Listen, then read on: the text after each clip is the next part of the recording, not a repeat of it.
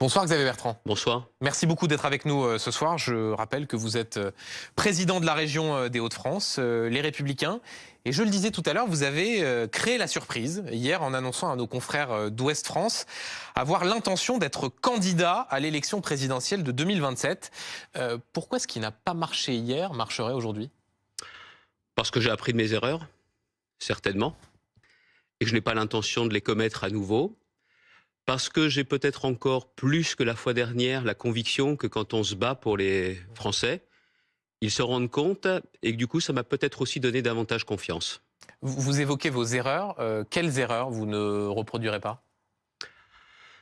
Je les connais bien, je pense, pour en avoir parlé avec mes proches, aussi avec d'autres. Et permettez-moi de les garder au titre de l'introspection. Ah bah oui, mais attendez, vous le dites, dans Ouest France également, est-ce que c'est des erreurs de positionnement politique? Est-ce que c'est des erreurs de stratégie? Par exemple, le fait d'être passé par une primaire alors que vous vous étiez engagé à être candidat directement, il faut nous en dire un petit peu là. Non, je vais vous dire une chose. Ouais.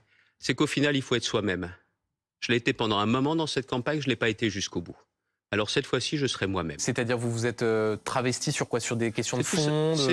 C'est tout simplement que une élection présidentielle est une rencontre. C'est vrai pour une élection municipale, pour une élection régionale, mais plus encore pour une élection présidentielle. Et je pense que c'est ça que je ne changerai pas. Je continuerai à creuser sillon. Et puis il y a aussi l'autre chose, c'est que il y a la question, je pense que nous avons besoin aujourd'hui de davantage de bon sens à la tête de l'État. C'est ça qui est très important. On voit qu'aujourd'hui, le bon sens semble être présent sur le terrain et on voit toutes les difficultés qu'il y a pour prendre des décisions de bon sens. Or, les décisions de bon sens sont celles qui entraînent les Français. Et je pense que d'ailleurs, il y a aussi un autre aspect, c'est qu'il faut avoir un projet qui ne soit pas un projet catalogue. Ça ne sert à rien. Je pense qu'aujourd'hui, les besoins de nos concitoyens, c'est l'autorité, c'est de savoir si le travail reste toujours une valeur qui permet de s'en sortir, de réussir. Et puis la vraie boussole, c'est l'avenir des jeunes. On va parler des sujets de fond, simplement sur vos erreurs. Il y a pire quand même. Là, on a un petit peu l'impression, vous savez, de ce candidat à un entretien d'embauche à qui on demande quel est son principal défaut et qui répond « je suis perfectionniste ». Il n'y a pas plus d'examen de conscience à faire quand on a subi l'échec que vous avez subi Et vous croyez que depuis 2 ans et demi, je ne l'ai pas fait, cet examen de conscience? Vous pensez que quand on s'est préparé depuis des années, qu'on est prêt à aller jusqu'au bout et qu'on ne peut pas aller jusqu'au bout? Vous pensez que cette épreuve-là, je ne l'ai pas intégrée? Vous ne pensez pas que je travaillais aussi beaucoup sur moi-même? Non, non, c'est une évidence que je me présente aujourd'hui en étant différent, c'est vrai, en ayant aussi profondément changé un certain nombre de choses. Je viens de vous en parler à l'instant. Mais encore une fois, c'est aussi une rencontre personnelle, vous l'avez dit. Alors permettez-moi de garder ça aussi au titre de l'introspection. Mais donc, pour que ceux qui nous regardent le sachent, vous serez candidat à l'élection présidentielle en 2027. C'est clairement mon intention. Et puis il y a aussi un autre aspect. Certains me disent, mais alors pourquoi maintenant? Pourquoi C'est vrai que c'est un peu tôt. Certains peuvent considérer que ce n'est pas forcément la priorité des gens de savoir qui sera candidat dans plus de 3 ans. Mais beaucoup de journalistes me posaient la question. Et j'avais dit, écoutez, je ne suis pas venu là pour cela, notamment quand on parlait du problème à la rentrée, problème de carburant, problème de la vie quotidienne. Vous savez que c'est des sujets qui me tiennent à cœur. Quand on a parlé de la crise des agriculteurs. Et là, Ouest France me pose la question. Ce sont eux qui me posent la question. Ben, j'avais envie de dire la vérité. Voilà. Et puis, il y a aussi autre chose. Il y a aussi tous mes soutiens. C'est juste parce que les journalistes vous ont posé la question que vous avez répondu. Il ne faut pas répondre aux questions des journalistes. Si, c'est mieux. Duhamel. Mais disons que parfois, Xavier Bertrand, on a été habitué à des politiques, et vous en faites partie, mais comme beaucoup, qui répondent aux questions, comment dire, en oubliant parfois une partie de la question. Eh bien, la preuve que c'est important de changer. On m'a posé la question, j'ai répondu sans détour. Et puis, il y a aussi autre chose, je viens de vous l'indiquer. Il y a tous ceux qui me soutiennent au travers de Nous France, les parlementaires, ils sont nombreux, les élus locaux, également des militants, et qui me disaient, mais pourquoi on se bat? Pourquoi on est avec toi? On est d'accord avec tes idées, celle effectivement d'une droite profondément républicaine, d'une droite de rassemblement, mais c'est pour faire quoi? Eh bien, je leur dis très clairement, c'est pour aller au bout et c'est pour porter les idées qui sont les leurs et porter mes convictions. Et on parlera dans un instant de la crise agricole, d'un certain nombre de sujets de fond, notamment les sujets portés par le gouvernement actuel. Juste avant, je voudrais vous montrer une archive en 2021, après votre défaite à la primaire de droite, interrogé sur votre promesse de mettre fin à vos ambitions politiques nationales si vous perdiez. Voilà ce que vous répondiez, c'était le soir de votre défaite. Oui, je l'ai dit. Je l'avais déjà dit auparavant. J'ai une belle région, une grande région de 6 millions d'habitants que je dois diriger. Donc c'est la fin de vos ambitions nationales, vous le dites? Oui, bien sûr, mais c'est pas nouveau. Vous savez, toujours pour habitude de faire ce que je dis. J'ai toujours pour habitude de faire ce que je dis. C'est quoi? C'est les promesses n'engagent que ceux qui y croient? On n'est même pas le soir, là. On est l'après-midi. Je viens de me prendre le ciel sur la tête, 10 minutes, et c'est ma conviction. Mais il ne vous a pas échappé non plus que je n'ai pas pu aller jusqu'au bout de cette élection. Je me suis arrêté avant. J'étais arrêté avant avec cette histoire de la primaire. Et ensuite, mais moi aussi, mes proches, mes très proches, mon épouse disait, bon, c'est terminé. Et puis, je l'ai vu aussi au fur et à mesure, en reprenant un nouveau Tour de France, avec Nous France.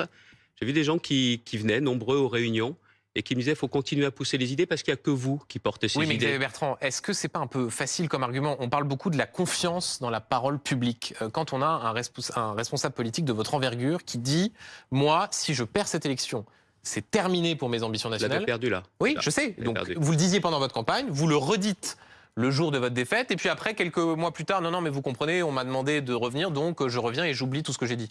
Est-ce qu'il n'y a pas un problème de confiance dans la parole publique? Vous savez ce qui est important?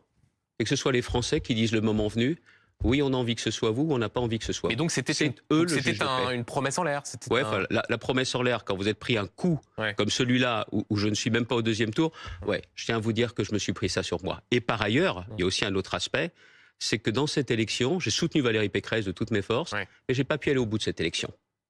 Et donc, cette fois, vous voulez y aller. Un mot encore sur le fond. Vous dites à nos confrères de Ouest France, je cite, « Je suis convaincu qu'il n'y a pas une majorité de fachos dans notre pays ». Vous parlez du risque Rassemblement national. Vous considérez que le RN, c'est un parti de fachos? Dites toute la phrase. Il n'y a pas une majorité de fachos, une majorité de gens qui sont en colère. Voilà, oui, c'est-à-dire. Je suis étonné de vous voir utiliser ce mot facho. C'est quoi, vous pensez que ça veut dire une chose aujourd'hui. Vous pensez que le RN est un parti de fachos? Attendez, si je dis les deux phrases et si je les assume à 1000%, c'est tout simplement parce qu'aujourd'hui, je le vois bien, et c'est aussi la raison de mon combat. Ça a été mon combat dans les Hauts-de-France, ça sera mon combat aussi au niveau national. Moi, je ne fais pas partie de ceux qui disent que c'est le tour de Madame Le Pen, que l'extrême droite va l'emporter la fois dernière. Marine Le Pen, c'est une facho? Écoutez, quand je vous dis aujourd'hui, il n'y a pas une majorité de fachos en France, mais il y a une majorité de gens en colère. La seule compétence du Front National, c'est de savoir capter la colère des Français. Et moi, comme je l'ai fait dans ma région, vous savez, monsieur Duhamel, on est deux à avoir battu Madame Le Pen. Monsieur Macron et moi-même. Sauf que la différence, c'est qu'entre deux élections, j'ai fait reculer le Front National. C'est quoi, vous êtes le seul à pouvoir battre Marine Le Pen en 2027? Écoutez, je vais vous dire une chose. Je suis intimement convaincu que ce que nous avons fait dans les Hauts-de-France, qui est une terre difficile, où il y a beaucoup de gens qui étaient désespérés, où la colère était à un niveau très fort, l'exaspération, on a réussi avec mon équipe, c'est pas un homme tout seul, à pouvoir faire reculer cette colère et à faire reculer le Front National. 15% de moins, c'est pas rien. Je n'ai toujours pas compris de qui vous parliez en évoquant les fachos. Je vous dis tout simplement qu'il n'y a pas une majorité de fachos, de gens qui sont d'extrême droite dans notre pays. Mais si aujourd'hui Marine Le Pen est une facho. Non mais pardon, mais c'est étonnant d'entendre dans la bouche d'un homme de droite utiliser ce terme-là qui a progressivement disparu du langage d'un certain nombre de responsables politiques. Voilà, c'est pour ça que d'essayer de faire une sorte de transparence là-dessus. Il n'y a pas une majorité de gens qui sont prêts à voter pour l'extrême droite. Mais si aujourd'hui le Front National est à ce niveau-là, et si aujourd'hui on nous annonce, on nous prédit, on s'est résigné à la victoire de Madame Le Pen, c'est parce que les gens sont en colère. Et ils sont en colère pourquoi ? Parce qu'il n'y a pas aujourd'hui les réponses à leurs problèmes. Voilà exactement ce que je veux dire. Et comme je pense pour ma part... Vous disiez tout à l'heure qu'il fallait répondre aux questions des journalistes sur la question de... Qu'il n'y a pas une majorité de fachos. Maintenant, si vous voulez que je vous dise que si je combats l'extrême droite, c'est parce que je sais, moi, leur incompétence et aussi leur danger, oui. C'est ce que j'ai fait dans ma région et c'est ce que je continuerai à faire au niveau national. Parce que j'en ai un peu marre aujourd'hui de voir une partie des journalistes, une partie de la classe politique se dire « Allez, c'est son tour et ça ne sera pas si grave que ça ». Le Front National aujourd'hui... Donc vous êtes le mieux placé pour la battre? C'est ce que j'ai fait en tout cas dans les Hauts-de-France.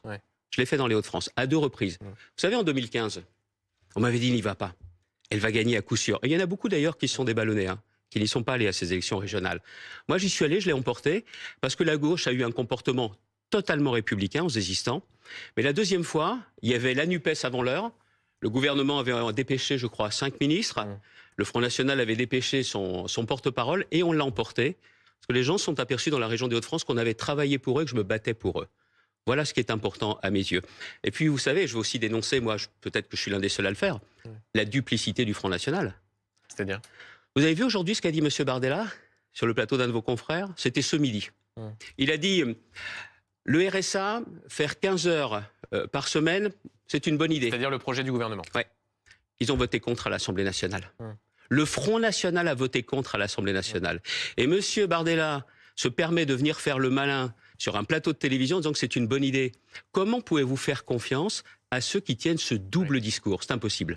Une dernière question, Xavier Bertrand, sur votre candidature. Quelque chose qui m'échappe, je croyais que Laurent Wauquiez était le candidat naturel de votre famille politique, du moins c'est ce que répète sans arrêt Éric Ciotti. Il se trompe? Eh bien, c'est le candidat naturel d'Éric Ciotti, et c'est pas le candidat naturel de LR. Donc ça veut dire que vous ne vous sentez pas tenu par le fait que votre famille politique soutient Je viens de vous Laurent dire. Wauquiez. Et la question qui se posera à un moment donné, c'est est-ce que notre famille politique veut l'emporter ou pas?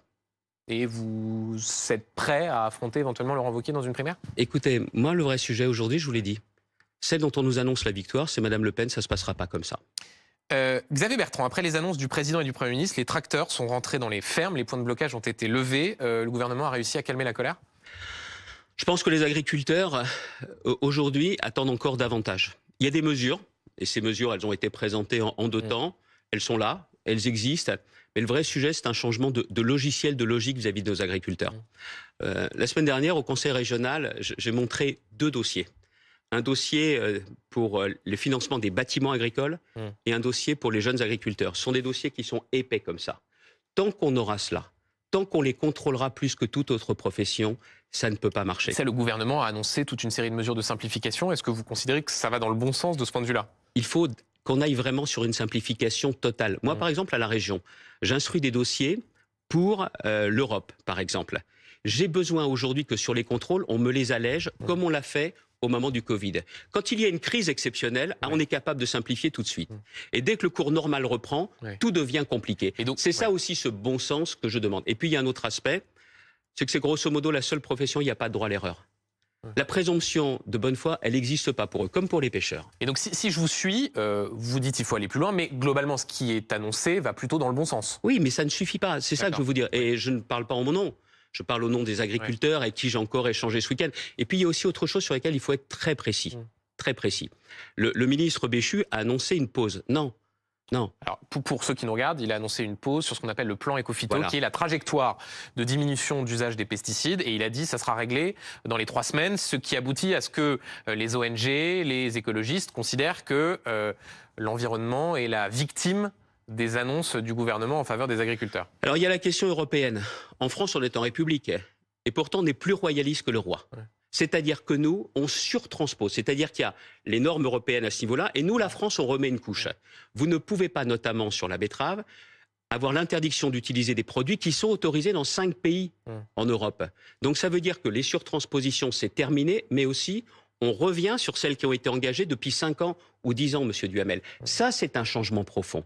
3e aspect, l'Europe. Le Mercosur, il ne faut pas une pause dans les discussions. Il faut dire non. C'est ce que dit le gouvernement de ce point de vue-là. Oui, mais il faut aussi se battre au niveau européen, ne pas jouer sur les mots, pour entraîner avec nous d'autres pays européens pour qu'il n'y ait pas cette application du Mercosur. Et vous savez pourquoi? Quand c'est produit en France, tout le monde a une loupe sur le dos des agriculteurs. Tout le monde. Pour voir comment c'est produit. Quand c'est produit en Europe, on est moins exigeant. Et quand c'est produit à l'autre bout de la planète, plus personne ne regarde rien. Les veaux en Argentine, la viande, ils sont piqués au bout de 8 semaines aux hormones, alors que c'est interdit en France. Et on autoriserait ces produits. Et le tout dernier point, les jachères. Le gouvernement a dit qu'il y aurait des... Là-dessus, le gouvernement a dit on prolonge la dérogation. On a réussi à obtenir à l'échelle européenne la prolongation de Pas de la dérogation. On arrête avec les jachères. Il y a de plus en plus d'humains sur la planète. Plus en plus d'humains. Il faut donc produire davantage. Donc vous ne pouvez pas dire vous aurez 4% de jachères en moins. Et tenez-vous bien, 10% de... C'est comme si vous avez l'émission... Eh bien, on vous dit c'est 4% en moins et puis il faut aller jouer contre la concurrence. Vous ne pouvez pas faire. Non, ça dépend si les politiques répondent ou non aux questions. Mais ça, je mets ça de Et c'est même 10% en 2030. Une mesure de votre famille politique a pu surprendre. Éric Ciotti, le président des Républicains, propose que chaque agriculteur gagne au moins 1 500 € net par mois. Il y a une double adhésion, les Républicains, la France Insoumise non, c'est pas ça la réponse. La vraie réponse pour les agriculteurs, c'est qu'ils vivent de leurs revenus. Ils ne veulent pas une aide, ils ne veulent pas une allocation. Vous l'avez dit, Éric Ciotti ?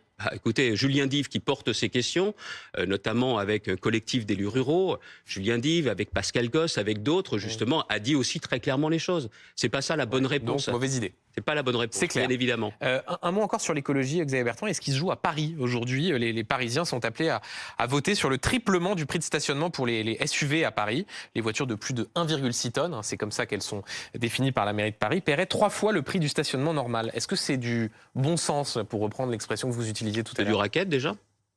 Et puis je ne sais pas comment Pourquoi ils ont... c'est du racket? Parce qu'ils ont... vous avez vu le prix que ça va représenter. Une famille qui viendrait, tiens, avec un Renault Espace, le dernier...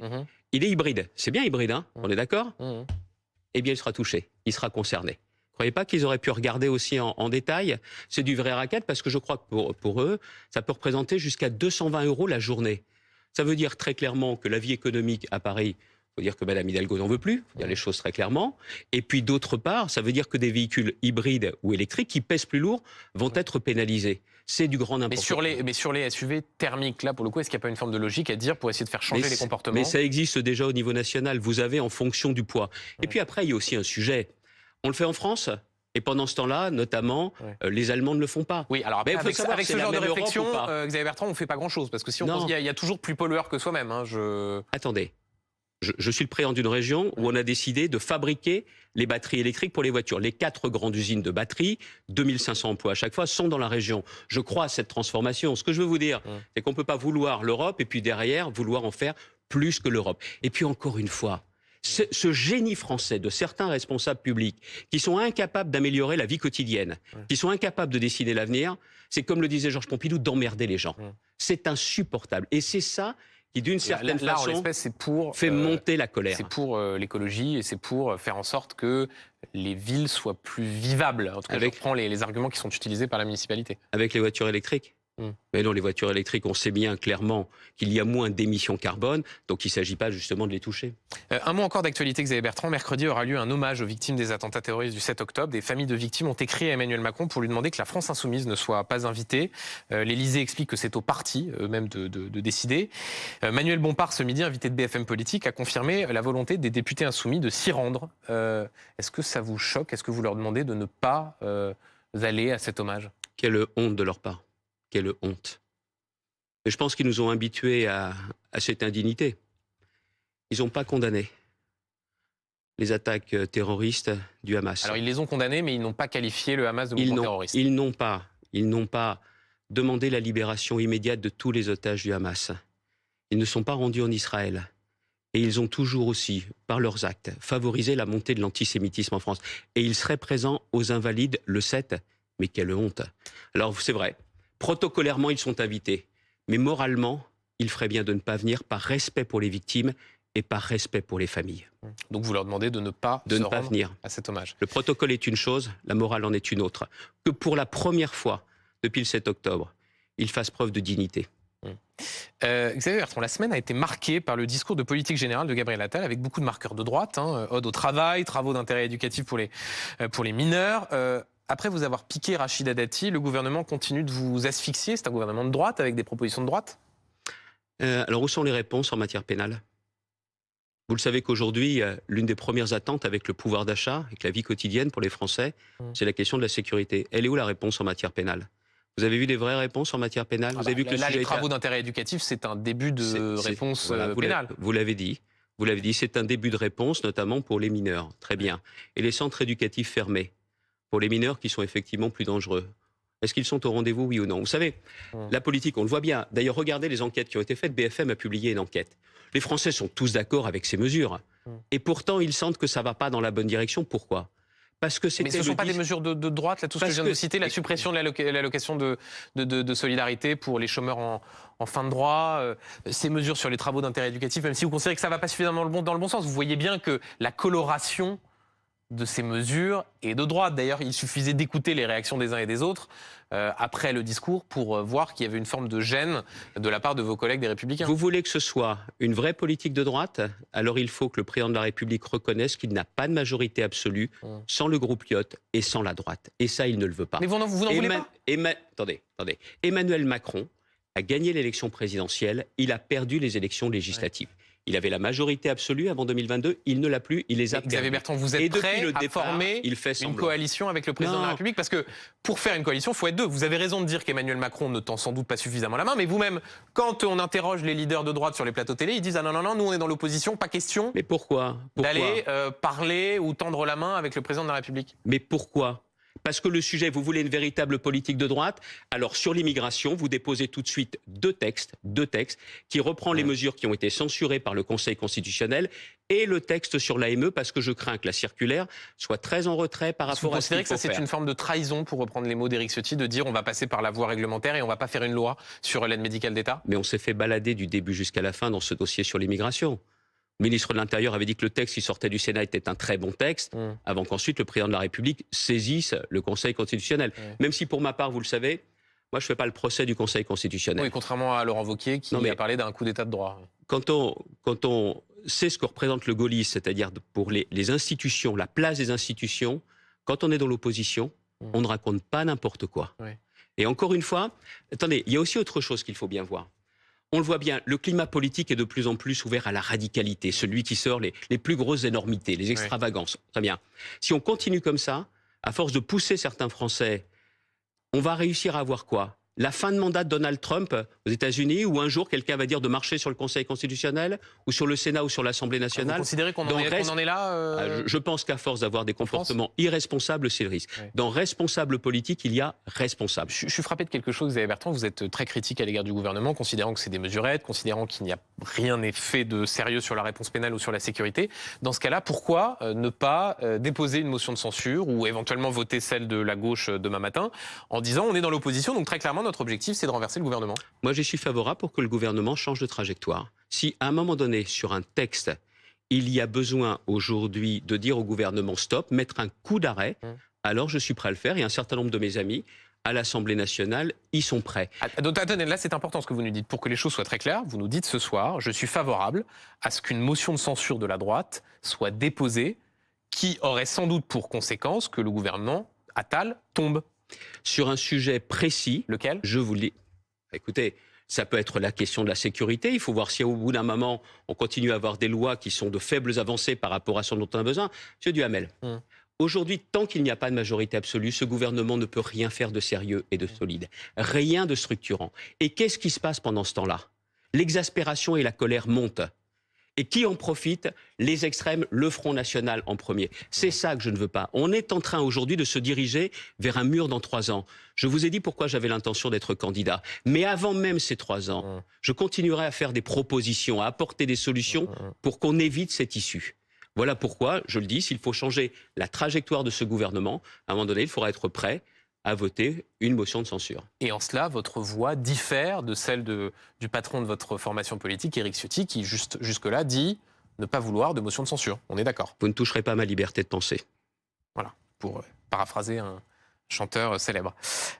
Xavier Bertrand, une dernière question. Dans les prochains jours, le gouvernement devrait être renforcé d'une dizaine de ministres délégués et de secrétaires d'État. Avec une question, le maintien ou non de la ministre de l'Éducation nationale, Amélie Oudéa-Castéra, très fragilisée par des polémiques à répétition. Est-ce qu'elle peut rester au gouvernement, selon vous ? Écoutez, c'est au président de la République et au Premier ministre de le dire. Moi, il y a juste un point. J'étais très étonné au départ. Année des Jeux Olympiques, que la ministre des Sports et des Jeux Olympiques ait aussi des fonctions aussi importantes que l'éducation de nos enfants. Maintenant, on va aussi aller plus loin. Il serait temps aussi que ce gouvernement soit un peu moins à l'intérieur du périphérique et regarde un peu plus loin que le périphérique. C'est un gouvernement trop parisien ? Évidemment, à de rares exceptions près, c'est un gouvernement très parisien. Mais ça veut dire quoi ? Ça veut dire que c'est une incapacité à sentir la France, à ressentir ce que vivent les Français. Tiens, vous prenez les agriculteurs. On dirait que le gouvernement a découvert ce qui se passe. C'est depuis l'automne qu'il y a l'opération avec les panneaux des communes qui sont renversés. Vous êtes disponible pour rentrer au gouvernement si on vous sollicite ? Je ne suis pas venu ici pour déposer un CV ce soir. D'accord. Donc très clairement, ce gouvernement est incapable aujourd'hui de sentir cela. Et donc il y a l'incapacité à anticiper. Ça angoisse aussi nombre de Français. Et puis il y a aussi un autre aspect qui est très important, c'est qu'aujourd'hui toutes les décisions sont prises à Paris. Je le vois dans la gestion des inondations chez moi. Si les décisions pouvaient être prises sur place, sur le terrain, y compris par l'État, le préfet, là on est obligé, monsieur Duhamel, que ça remonte à Paris et que ça redescende. Tout ça prend du temps. L'efficacité dans notre pays, c'est ce que j'appelle la République des territoires, c'est qu'on fasse confiance aux territoires. Les élus locaux, comme les partenaires sociaux, on n'est pas des bons à rien, comme le pense bien souvent aujourd'hui le chef de l'État. Il y a des élus locaux au gouvernement, Christophe Béchu, Gérald Darmanin. Ils sont très peu nombreux. D'ailleurs, le gouvernement aujourd'hui n'aime pas trop les élus locaux parce qu'il n'a pas d'élus locaux. Elle est là aussi la vérité. Merci beaucoup. Merci à vous. Xavier Bertrand d'avoir été l'invité de BFM TV et de C'est pas tous les jours dimanche.